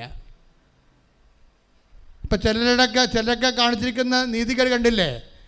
ഗൾഫിലൊക്കെ ജോലി ചെയ്യും, മക്കളുടെ സമ്പത്ത് ആദ്യത്തെ മക്കൾ പോയി രക്ഷപ്പെട്ട് കഴിയുമ്പോൾ അവരുടെ മര്യാദ അനുസരിച്ചിട്ട് മൂത്ത മക്കളെ ഇളയ മക്കളെ ആരാണ് രക്ഷപ്പെടണത്? അവിടെ സമ്പത്ത് അപ്പൻ്റെ പേരിൽ അയച്ചു കൊടുക്കും. അപ്പൻ എന്ത് ചെയ്യും? അപ്പനും അമ്മയും പ്ലാൻ ചെയ്തുകൊണ്ട് കുറേ സ്വത്ത് അപ്പൻ്റെ പേരിലും മേടിക്കും, കുറേ സ്വത്ത് അമ്മയുടെ പേരിലും മേടിക്കും. ഇനി അവനൊരു കാലത്ത് ഗതികെട്ട് കിട്ടാതെ ഇവിടെ വരുമ്പോൾ എന്ത് ചെയ്യും? കുറേ സ്വത്ത് അമ്മയുടെ പേരിലാണ് അപ്പമ്മ മക്കൾക്ക് എല്ലാം അവകാശം, കുറേ സ്വത്ത് അപ്പൻ്റെ പേരിലാണ് കുടുംബത്തിന് അമ്മക്കും പെമ്മക്കും അവകാശം. അവരെന്താ? അവൻ ഞൊട്ടേണ്ടി വരും മിക്കവാറും. ഈ ആൾക്കാരെ ഉടമ്പടി എടുത്താൽ വിജയിക്കുക ഇല്ല. ആദ്യം നിങ്ങൾ കറക്റ്റ് ചെയ്യണം. നിങ്ങൾ നിങ്ങളുടെ മക്കളെ തന്നെ മക്കളാണെന്ന് പറഞ്ഞൊരു കാര്യമില്ല. മക്കളെ ചതിച്ചിട്ടുണ്ടെങ്കിൽ ആ ചതി റെക്ടിഫൈ ചെയ്യേണ്ടി വരും. അല്ലെങ്കിൽ ഉടമ്പടി സാക്ഷ്യം പറയാതെ നീണ്ടു പോകും.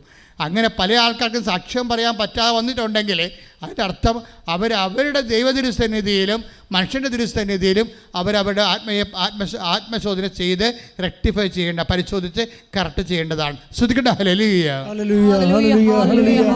അപ്പം മിൻറ്റുവിൻ്റെ പ്രസംഗം ഉണ്ടാ. മിൻറ്റു ഈ കുഞ്ഞിൻ്റെ ട്യൂമർ ആ കൊച്ചിനൊപ്പം ഗർഭത്തെ ശിശുവിനൊപ്പം വളരുകയാണ്.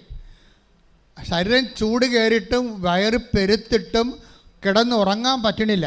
വലത്തോടും തിരിയാൻ പറ്റണില്ല, ഇടത്തോടും തിരിയാൻ പറ്റുന്നില്ല. രാത്രി അങ്ങോട്ടും ഇങ്ങോട്ടും നടക്കുകയാണ്. അതിൻ്റെ ഇടയ്ക്ക് സാക്ഷ്യം കേട്ടുകൊണ്ടിരിക്കും. പിന്നെ എന്തു ചെയ്യും? ഉടമ്പടി തൈലം എടുത്ത് വിശ്വാസ പ്രമാണം ചൊല്ലി അടിവയറ്റിൽ കുരിശിട്ടുകൊണ്ടിരിക്കും. ഭർത്താവും ഭാര്യയും ഉടമ്പടി ജീവിതം നയിക്കുകയാണ്. ശരിക്കും പറഞ്ഞാൽ അവിടെ അടിവയറ്റിൽ കുരിശിട്ടുകൊണ്ടിരിക്കുകയാണ് എപ്പോഴും. കാര്യം വേറെ ഒന്നും ചെയ്യാൻ പറ്റണില്ല. കാര്യം ഒന്നും പറ്റിയിട്ടും കാര്യമില്ല. ഏറ്റവും വലിയ കാര്യമാണ് അവർ ചെയ്യണത്. അവസാനം നാട്ടിൽ വന്ന് പ്രസവിക്കുന്ന സമയത്തും ആ ഉടമ്പടി തൈലം വയറ്റെ കുരിശിടും. ദൈവം ചോദിച്ചില്ലേ, എന്താണ് നിൻ്റെ കയ്യിലിരിക്കണത്? എന്താണ് കയ്യിലിരിക്കണത്? ഉടമ്പടി തൈലം. ദൈവമായിട്ട് ഉടമ്പടി ചെയ്തതിൻ്റെ അഭിഷേക തൈലമാണ്. ആൾക്കാർ നന്നായിട്ടാണ് വിളിക്കണത്. ഞാൻ വിളിക്കാത്ത കാര്യങ്ങൾ അനുഭവത്തിൽ വിളിക്കുന്നുണ്ട്. ഞാൻ ഉടമ്പടി തൈലം എന്ന് പറയുമ്പോൾ ഇവിടുത്തെ ആൾക്കാർ വിളിക്കണത് എന്താണ്? ഉടമ്പടി എടുത്തവർ അഭിഷേക തൈലം എന്നാണ് വിളിക്കുന്നത്. ദൈവം എന്നെ അഭിഷേക തൈലം, എന്നെ അഭിഷേകം ചെയ്ത തൈലം, എൻ്റെ സൗഖ്യത്തിനായി സമാധാനത്തിനായി എൻ്റെ വിടുതലിനായി ദൈവം കൈനീട്ടി അഭിഷേകം ചെയ്ത തൈലം. കൈയടിച്ച് ശ്രദ്ധിക്കട്ടെ.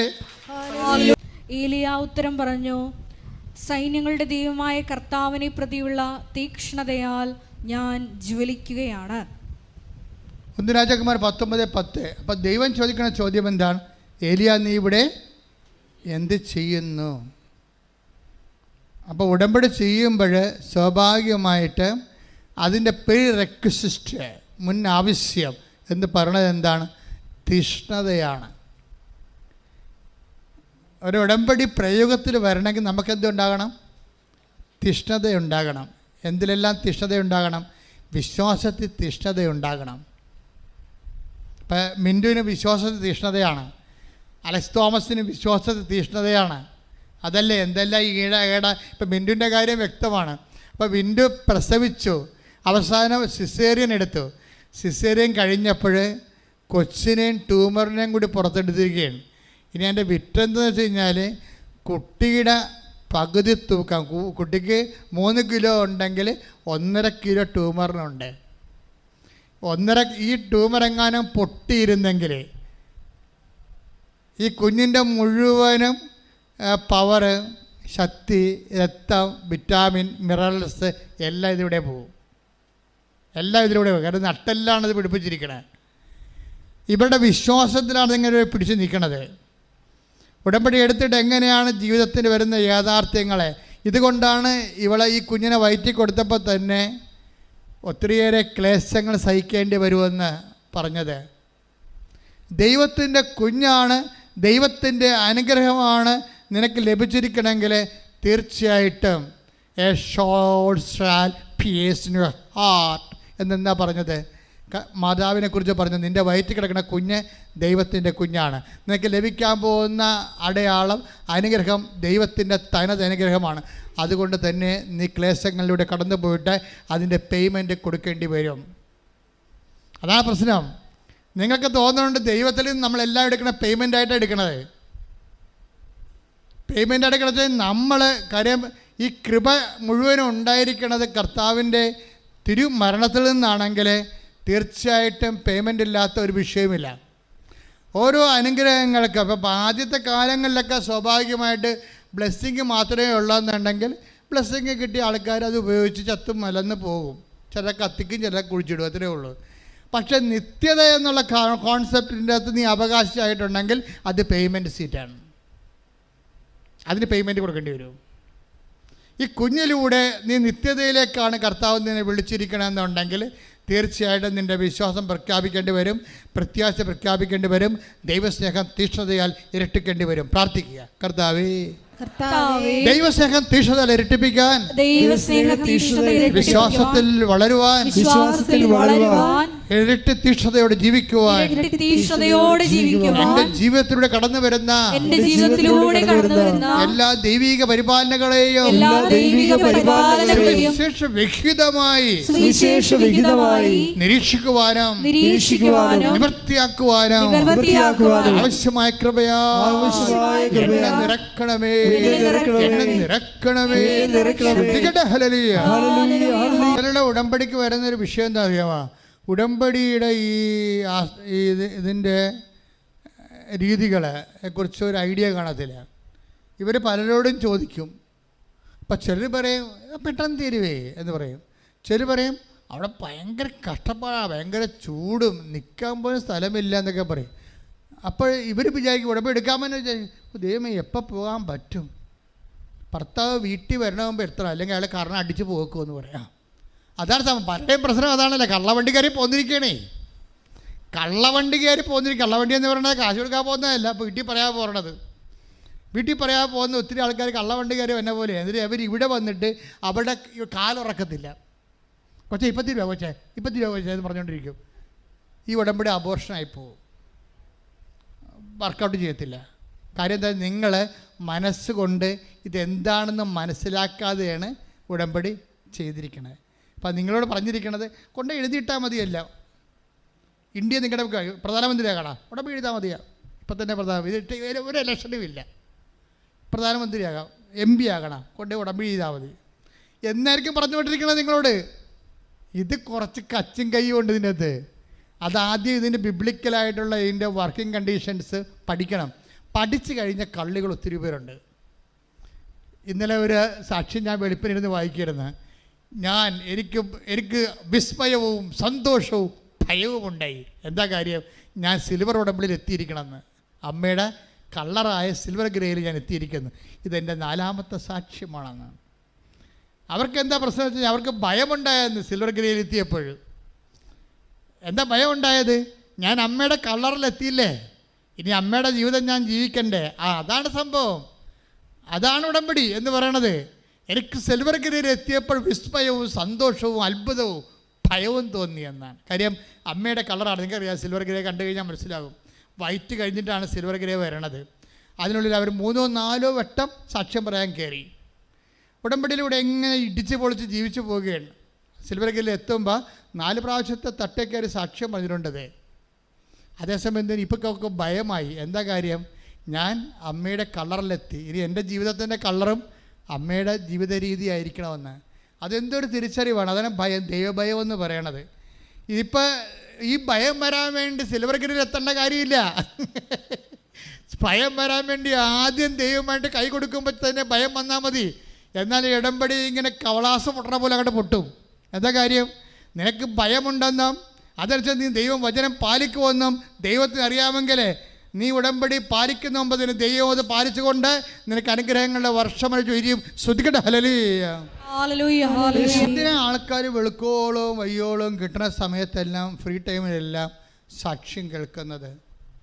ഓരോ സാക്ഷ്യവും നമ്മളെ ഉറപ്പിക്കും. എന്തിലുറപ്പിക്കും?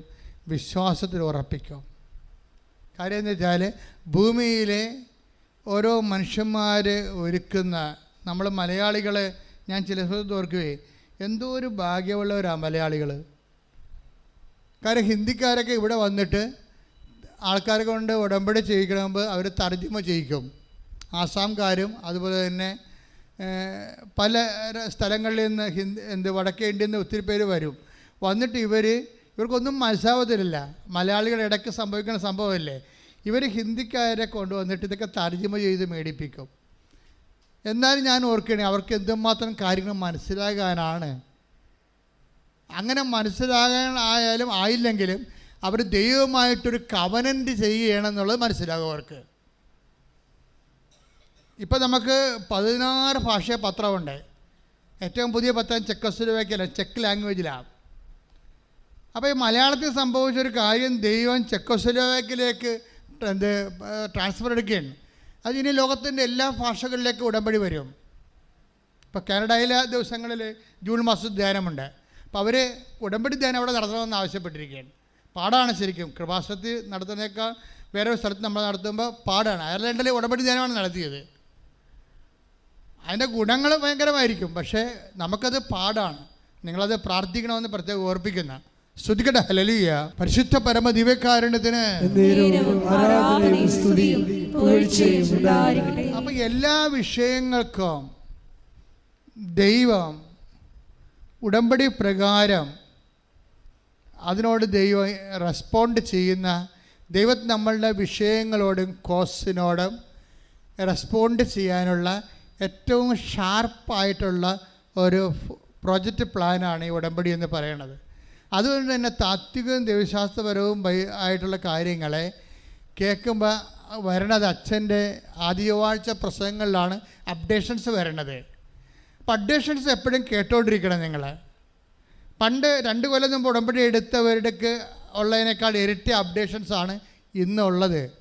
അപ്പോൾ ഈ സിൽവർ ഗ്രേയിലേക്കൊക്കെ പോകുമ്പോൾ ഉണ്ടാകുന്ന ഗുണമെന്ന് പറയണത് അവർ വർഷങ്ങളായിട്ട് ഉടമ്പടി ധ്യാനം കൂടുന്നതാണ്. അപ്പോൾ അവിടെ ആധ്യാത്മിക നിലവാരം അതനുസരിച്ച് ഉയർന്നിരിക്കും.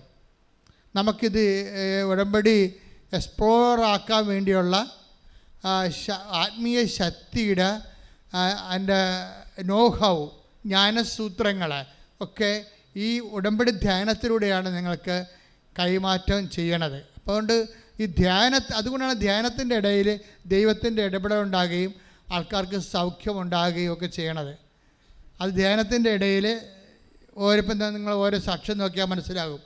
ധ്യാനത്തിൽ വരുന്ന ചിലപ്പോൾ ഒരു വിശ്വാസമില്ലാതിരിക്കുന്നവരെക്കുറിച്ചായിരിക്കും ചിലപ്പോൾ ദൈവം എന്തെങ്കിലും അടയാളം കാണിച്ച് ദർശനം പറയണത്.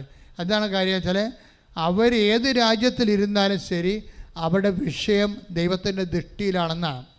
അപ്പോൾ ഓരോ രാജ്യങ്ങളിലിരിക്കുന്ന ആൾക്കാർ പിന്നീട് നാട്ടിൽ വരുമ്പോൾ അവർ പറയും, ഞങ്ങൾ ഇത്രാം തീയതിയുള്ള ഉടമ്പടി ധ്യാനം കൂടിയപ്പോഴേ അച്ഛൻ ഞങ്ങളെക്കുറിച്ചാണ് പറഞ്ഞത്. ആ ദിവസമാണ് എൻ്റെ ചെവി ഉടമ്പടി ധ്യാനത്തിൽ പറഞ്ഞ പോലെ ചെവിയുടെ ബാക്കിലുള്ള മുഴ അപ്രത്യക്ഷമായെന്ന്. ചുമ്മാ അപ്രത്യക്ഷമാകണേ. ആ പറയണ ഓൺലൈൻ ടൈമിന് അപ്രത്യക്ഷമാകും. അല്ലെങ്കിൽ ആ ധ്യാനം അവരെപ്പോഴാണ് കേൾക്കണത് അപ്പം അപ്രത്യക്ഷമാകും. അപ്പോൾ എന്താ അതറിയണം. ഇത് നമ്മൾക്ക് കൃപാസനത്തെ സംബന്ധിച്ചിടത്തോളം നമുക്ക് ആൾക്കാരുടെ അനുഭവങ്ങളാണ് നമ്മുടെ അടിത്തറ എന്ന് പറയുന്നത്. ആൾക്കാർക്കുള്ള ദൈവാനുഭവങ്ങൾ. ഇപ്പോൾ കൃപാസനം ഇങ്ങനൊരു പുതിയ ദൈവിക പദ്ധതി ലോകത്ത് ഉദ്ഘാടനം ചെയ്തപ്പോൾ ആ ഇടയ്ക്ക് മനസ്സിലാകാതിരുന്ന ആൾക്കാരെല്ലാം കൃപാസനം തട്ടിപ്പാണ് എന്ന് പറഞ്ഞുകൊണ്ട് പത്രത്തിലും മറ്റ് സ്ഥലങ്ങളിലെല്ലാം ഇങ്ങനെ എന്തുമാത്രം എതിരഭിപ്രായങ്ങൾ വന്നു. അപ്പം അന്ന് ഞാൻ ബിഷപ്പ് എന്നെ വിളിച്ച്, രൂപതാ ബിഷപ്പ് രണ്ടുപേരും കൂടി എന്നെ വിളിച്ച് വാട്ട് ഇസ് ഹാപ്പനിങ് ഇതായിരുന്നു. ഞാൻ പറഞ്ഞു ഞാനൊരു ക്രൈസിസിലാണെന്ന് വെച്ച് കഴിഞ്ഞാൽ ഇതിപ്പോൾ തുടങ്ങിയതേ ഉള്ളൂ. എനിക്ക് പോലും ഇതിൻ്റെ എല്ലാ കാര്യവും ദൈവം പറഞ്ഞു തന്നിട്ടില്ല, വെളിപാടിൻ്റെ പ്രോസസ്സിങ്ങിലിരിക്കുകയാണിത്. പക്ഷേ ഞങ്ങളിതിനെ പ്രാർത്ഥിച്ച് അതിജീവിക്കും. എന്താ കാര്യം? ഞങ്ങളുടെ കയ്യിലുള്ളത് അഖണ്ഡ ജപമാലയാണ്. 1000 മണി ജപമാലയുടെ വലിയ പ്രകടശേഷിയുള്ള സംഭവമാണ് 2000 മുതലൂടെ പ്രയോഗിക്കുന്നത്. അപ്പോൾ ഇങ്ങനെ എന്ത് പൈശാചിക ശക്തിയാണെന്നാലും ഇതിനെ അതിജീവിക്കുമെന്ന് പറഞ്ഞു. അപ്പോൾ ബിഷപ്പ്മാർക്ക് അത് മനസ്സിലായി. കഴിഞ്ഞ ദിവസം ഞാൻ പിതാവിനെ കാണാൻ രാത്രി ചെയ്തപ്പോൾ ഞാൻ വീണ്ടും പറഞ്ഞു, പിതാവിനോട് ഞാൻ അന്ന് പറഞ്ഞില്ലേ, ഇപ്പം എങ്ങനെയുണ്ട് കറക്റ്റായില്ലേ കാര്യങ്ങൾ? എന്താണ്? ഒരു ക്രൈസിസാണ്. പക്ഷേ ഇത് ഞങ്ങൾ ആരെയും ക്രൈസിസ് ഉണ്ടാക്കുന്ന ആൾക്കാരുടെ കരുത്തെ പിടിക്കാൻ പോവില്ല. ഞങ്ങൾ ആ വിശ്വാസത്തിൽ ഉറച്ചു നിന്നുകൊണ്ട്, എന്താ കാര്യം? ഇതിൻ്റെ അടിത്തറ. അന്ന് ഞാൻ പ്രശ്നങ്ങളുണ്ടായ കാലത്ത് ഞാനൊരു അവസാന വാക്ക് ഞാൻ പറയണമല്ലോ, ഞാൻ എക്സ്പ്ലെയിൻ ചെയ്തത് എന്താണ്? കൃപാസനത്തിൻ്റെ അടിത്തറ ആധ്യാത്മിക അനുഭവങ്ങൾ പ്രാപിച്ച ലക്ഷക്കണക്കിന് മനുഷ്യരാണ്. അവർ നിലനിൽക്കുന്നുള്ള കാലം കള്ളപ്രചരണങ്ങളിൽ നിങ്ങൾ ആരെ ഞങ്ങൾക്കെതിരെ നടത്തിയാലും അത് വില പോകത്തില്ല. ജനങ്ങളെ ദൈവത്തെ അനുഭവിച്ചിരിക്കുന്നതാണ് ആ ലക്ഷക്കണക്കിന് മനുഷ്യർ. അതുകൊണ്ട് തന്നെ ഇത് അനുഭവത്തിൻ്റെ ഒരു പ്ലാറ്റ്ഫോമാണ്. ദൈവാനുഭവത്തിൻ്റെ ഏറ്റവും വിശിഷ്ടമായ സുശക്തമായ മാത്തമാറ്റിക്കൽ പ്രിസിഷനുള്ള ഒരു ഫോർമുല എന്ന് പറയുന്നത് ഉടമ്പടിയാണ്. ഞാനെന്താ നിങ്ങളോട് ഇപ്പോൾ ഇങ്ങനെ പറയാൻ കാരണം എന്ന് വെച്ച് കഴിഞ്ഞാൽ, നിങ്ങളുടെ എടുത്തിരിക്കുന്ന കാര്യം എന്താണ്? മോസസിനോട് പറഞ്ഞില്ലേ, നിൻ്റെ കയ്യിലിരിക്കണത് എന്താണ്? നിനക്കെതിരെ നിൽക്കുന്നത് ആരാണ്? ഫറവോയാണ്. ഫറവോ എന്നും നമ്മുടെ മുമ്പിൽ നിൽക്കും. ദാവീദിൻ്റെ മുമ്പിൽ എപ്പോഴും ഒരു ഗോലിയാത്ത് ഉണ്ടാകും. മോസസിൻ്റെ മുമ്പിൽ എപ്പോഴും ഒരു ഫറവോ ഉണ്ടാകും. പക്ഷേ മോസസും ഏരിയയും മനസ്സിലാക്കണമെന്ന് ദൈവം അറിയുന്നൊരു കാര്യമുണ്ട്. എന്താണ്? What is in your hand? അപ്പോൾ മോസസ് പറഞ്ഞു, ഇതൊരു വടിയാണ്, അത് നിലത്തിടണം ഫറവോയുടെ മുമ്പിൽ. അപ്പോൾ ആ വടി എന്താണെന്നൊക്കെ മനസ്സിലാകും. വിശ്വാസത്തോടെ ദൈവത്തിൻ്റെ വചനത്താൽ നീ അത് പ്രയോഗിക്കുമ്പോൾ വടിയോടനെ പാമ്പായി മാറുമ്പോൾ മോസസിനെ ചാടി പിന്നോട്ട് മാറും. അപ്പോൾ മാന്ത്രികന്മാരും വന്നിട്ട് മാന്ത്രികം കാണിക്കും. കർത്താവ് എന്താ പറഞ്ഞത്? I will be with you unto the last. അവസാനം വരെ ഞാൻ നിങ്ങളുടെ കൂടെ ഉണ്ടായിരിക്കും എന്ന് പറഞ്ഞാൽ എൻ്റെ അർത്ഥം എന്താണ്? അവസാനം വരെ നിങ്ങളുടെ വചനങ്ങളെ സ്ഥിരീകരിച്ചുകൊണ്ട്, അടയാളം കാണിച്ചുകൊണ്ട് എൻ്റെ സാന്നിധ്യം നിങ്ങളുടെ കൂടെ കൈയടിച്ച് ശ്രദ്ധിക്കട്ടെ. എൻ്റെ മക്കളെ, ഉടമ്പടി എടുത്ത് ചിലർ ഉഴപ്പി പോയിട്ടുണ്ട്. പക്ഷേ അവർ വന്ന് പിന്നീട് പെട്ടെന്ന് സാക്ഷ്യം പറയും. അപ്പോൾ അവർ പറയണത്, ഞങ്ങൾ ഉടമ്പടി ഉഴപ്പിയത് കാരണം കർത്താവ് ആ ഉടമ്പടി വിസ്മരിച്ചെന്നാണ് ഓർത്തതെന്ന്. പക്ഷേ ഞങ്ങൾ വിസ്മരിച്ചിട്ട് ഞങ്ങളുടെ ഉടമ്പടി കർത്താവ് വിസ്മരിച്ചിട്ടില്ല. ആ എന്താണെന്ന് നിയോഗത്തിൽ എഴുതിയിരിക്കണത് അതെല്ലാം ഇപ്പോഴ് നിറവേറിയിരിക്കുകയാണെന്ന്. ഉടമ്പടി എടുത്തുപോയ എല്ലാ മക്കളെയും ഇപ്പോഴും സമർപ്പിക്കുകയാണ്. ഉടമ്പടിയിൽ എന്തെങ്കിലും പ്രത്യേക സമ്മർദ്ദം കൊണ്ട് വീഴ്ച വന്നു പോയവരെ ദൈവത്തിൻ്റെ കരുണയ്ക്ക് സമർപ്പിക്കുന്ന, അവിടെ കണ്ണുനീര് ദൈവം ഏറ്റെടുക്കുന്നതിന് വേണ്ടി പ്രാർത്ഥിക്കുന്നു. കർത്താവേ, നിൻ്റെ വിശുദ്ധ പൗരോഹിത്യത്തെ മഹത്വപ്പെടുത്തണമെന്ന് പ്രാർത്ഥിക്കുന്ന, കർത്താവേ സഭയിലുള്ള സാന്നിധ്യം പ്രകടമാക്കണമെന്ന് പ്രാർത്ഥിക്കുന്നു. മോശയെപ്പോലെ അബ്രാഹത്തെപ്പോലെ കർത്താവേ അങ്ങയുടെ മക്കൾക്ക് വേണ്ടി മാധ്യസ്ഥം വഹിക്കുന്നു. അഭിമരയ്ക്ക് വരുമ്പോഴുള്ള യുദ്ധത്തിൽ മോസസ് മുട്ട നിന്നുകൊണ്ട് പ്രാർത്ഥിച്ചപ്പോൾ അഹ്റോനും ഹൂറും കർത്താവേ മോസസിൻ്റെ വിരിച്ച കൈകൾ ആകാശത്തേക്ക് ഉയർത്തിപ്പിടിച്ചതുപോലെ ഞങ്ങൾ ജനങ്ങൾക്ക് വേണ്ടി മാധ്യസ്ഥം വഹിക്കുന്നു. ഉയർത്തിയ കൈകളുമായി മാധ്യസ്ഥം വഹിക്കുന്നു കർത്താവേ. ഉടമ്പടി എടുത്ത് ഓരോ മകനെയും മകളെയും വീണുപോയവരെ കർത്താവേ ഞങ്ങളുടെ പ്രാർത്ഥന കൊണ്ട് ഞങ്ങൾ താങ്ങിപ്പിടിക്കുന്നു കർത്താവേ. അഹ്റോനും ഹൂറും മോസസിനെ താങ്ങിപ്പിടിച്ചതുപോലെ കർത്താവേ മധ്യസ്ഥ പ്രാർത്ഥന താങ്ങിപ്പിടിക്കാൻ ഇടമുള്ളത് കൊണ്ട് കർത്താവേ ആ ഉടമ്പടി വീണു പോകാൻ പോകുന്നവരെ ഞങ്ങൾ വിശ്വാസത്താൽ പ്രാർത്ഥനയാൽ പ്രത്യാശയാൽ താങ്ങിപ്പിടിക്കുന്നു കർത്താവേ. നിൻ്റെ തിരുമുറവുന്ന വലതുകരം കർത്താവേ ഉടമ്പടി എടുത്തുപോയ എല്ലാ മക്കളെയും ഇവിടെ തീർത്ഥാടനത്തെ പ്രാർത്ഥിക്കുന്നവരെയും ഇന്ന് ഉടമ്പടി എടുക്കാൻ പോകുന്നവരെയും കർത്താവിൻ്റെ കണ്ണച്ചൊരിയട്ടെ. കർത്താവേ, ഉടമ്പടി ഡേറ്റ് ഇട്ട് പ്രാർത്ഥിച്ചവരുണ്ട് കർത്താവേ. അവർ ഡേറ്റ് ഇട്ട് പ്രാർത്ഥനയിലേക്ക് തന്നെ കർത്താവെ പ്രത്യേക ഡേറ്റിലേക്കുള്ളിൽ കർത്താവെ അവിടെ കണ്ണുനീരിൻ്റെ പരിഹാരം ഉണ്ടായില്ലെങ്കിൽ വലിയ ദുരന്തങ്ങൾ അനുഭവിക്കാൻ പോകുന്നുണ്ട് കർത്താവേ. അവരെല്ലാം കർത്താവേ ഇപ്പോൾ അൾത്താറെ പരിശുദ്ധ അമ്മയുടെ മാധ്യസ്ഥ സകല വിശുദ്ധന്മാരും മാലാഖമാരും രക്തസാക്ഷിയുടെ മാധ്യസ്ഥത്തിൽ അവരുടെ ഉടമ്പടിയെ ഇപ്പോൾ ഉയർത്തിപ്പിടിക്കുന്ന കർത്താവേ, ദൈവത്തിൻ്റെ കരുണ പെരുമഴ പോലെ ചൊരിയട്ടെ, ശ്രദ്ധിക്കട്ടെ. കർത്താവെ, പോസ്കോ കേസിൽ അകപ്പെട്ട മക്കളെ ഞങ്ങളെ ഇപ്പോൾ അൾത്താറെ സമർപ്പിക്കുന്ന ഈശോയെ, അവർക്ക് മനസ്സാന്തം ഉണ്ടാകാനും അവർക്ക് ദൈവത്തിനെ അനുഭവിക്കാൻ പറ്റിയൊരു കാലം അവർക്ക് തിരിച്ചു കിട്ടാനും വേണ്ടി പ്രാർത്ഥിക്കുന്നു കർത്താവെ. ഈശോ, സാമ്പത്തികമായ തകർച്ചയുള്ളവരെ സംബന്ധിച്ച് പ്രാർത്ഥിക്കുന്നു, ജീവിക്കാൻ മാർഗമില്ലാത്ത സംബന്ധിച്ച് പ്രാർത്ഥിക്കുന്നു കർത്താവെ. അവിടെ കടകമ്പോളങ്ങളും വ്യവസായ വ്യാപാരങ്ങളും അടഞ്ഞുപോയ സംബന്ധിച്ച് പ്രാർത്ഥിക്കുന്നു. ഏജന്റുമാർക്ക് പണം കൊടുത്തതിന് ശേഷം തിരിച്ചു കിട്ടാത്തവർക്ക് വേണ്ടി പ്രാർത്ഥിക്കുന്നു. വിദേശങ്ങളിലേക്ക് പോകാൻ ആഗ്രഹിക്കുന്നവർക്ക് വേണ്ടി പ്രാർത്ഥിക്കുന്ന, അതിനുള്ള യോഗ്യത പരീക്ഷയിൽ ഇരിക്കുന്നവർക്ക് പ്രാർത്ഥിക്കുന്ന, പരീക്ഷ കർത്താവ് റിസൾട്ട് മോശമായിക്കൊണ്ടതുകൊണ്ട് ജീവിതം ദുരിതിച്ച് നിൽക്കുന്നവരെ, വിറങ്ങലിച്ച് ജീവിതത്തിൻ്റെ മുമ്പിൽ ഭയപ്പെട്ട് നിൽക്കുന്നവരുടെ കർത്താവിൻ്റെ കരുണ ചൊരിയട്ടെ. യേശു ക്രിസ്തുവിൻ്റെ നാമത്തിൽ അവർ വീണ്ടെടുക്കപ്പെടട്ടെ, ശ്രദ്ധിക്കട്ടെ. സമാധാനമില്ലാത്ത കുടുംബങ്ങൾ, ഡൈവേഴ്സിലായിപ്പോയിട്ടുള്ള ഭർത്താവും ഭാര്യയും, വിവാഹബന്ധം തകർന്നുകൊണ്ടിരിക്കുന്ന കുടുംബങ്ങൾ, തെറ്റായ പ്രണയത്തിൽ അകപ്പെട്ടിട്ട് തലയൂരാൻ പറ്റാതെ വിഷമിക്കുന്നവർ, കുടുംബമായിട്ട് യാതൊരു ബന്ധമില്ലാത്തവർ, കുടുംബത്തെ കാണാക്കാത്തവർ, പുറപ്പെട്ടു പോയവർ, കാണാതെ പോയ പണം, കാണാതെ പോയ മനുഷ്യർ, ആ മേഖലയിലെല്ലാം ദൈവത്തിൻ്റെ കരുണ പരിശുദ്ധ അമ്മയുടെ മാധ്യസ്ഥത്തിൽ എത്രയും വേഗം സാക്ഷികളാകാൻ വേണ്ടി ഇടിമുഴക്കം പോലെ ശ്രദ്ധിക്കട്ടെ.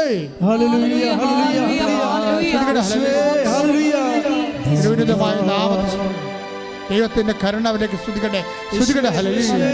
ദൈവത്തിൻ്റെ കരുണ മക്കളിലേക്ക് സ്തുതിക്കട്ടെ. വിട്ടുപോയവര്, വാങ്ങിപ്പോയവര്, ഇവിടെ പറഞ്ഞു പോയവര്, അവിടെ ആത്മശാന്തിക്ക് വേണ്ടി പ്രാർത്ഥിക്കുന്നു. കാണാതെ പോയവർ കർത്താവ് തിരികെ വരാൻ വേണ്ടി പ്രാർത്ഥിക്കുന്നു. കർത്താവേ, സാമ്പത്തിക തകർച്ച വന്നവരോട് പ്രാർത്ഥിക്കുന്നു.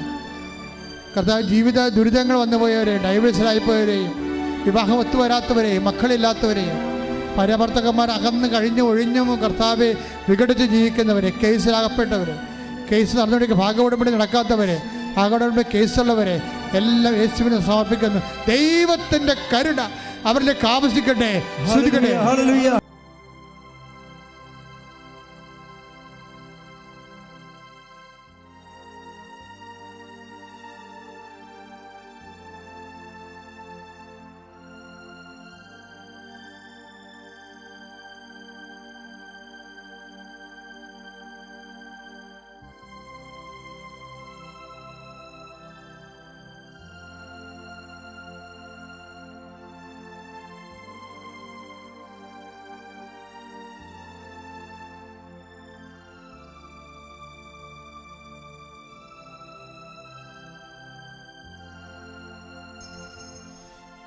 പരിശുദ്ധ പരമമാ ദിവ്യകാരുണ്യമേ, എന്നുമെന്നും അങ്ങേക്കാരാധന. പരിശുദ്ധ പരമമാ ദിവ്യകാരുണ്യമേ, എന്നുമെന്നും അങ്ങേക്കാരാധന. ആവേ ആവേ ആവേ മരിയ, ആവേ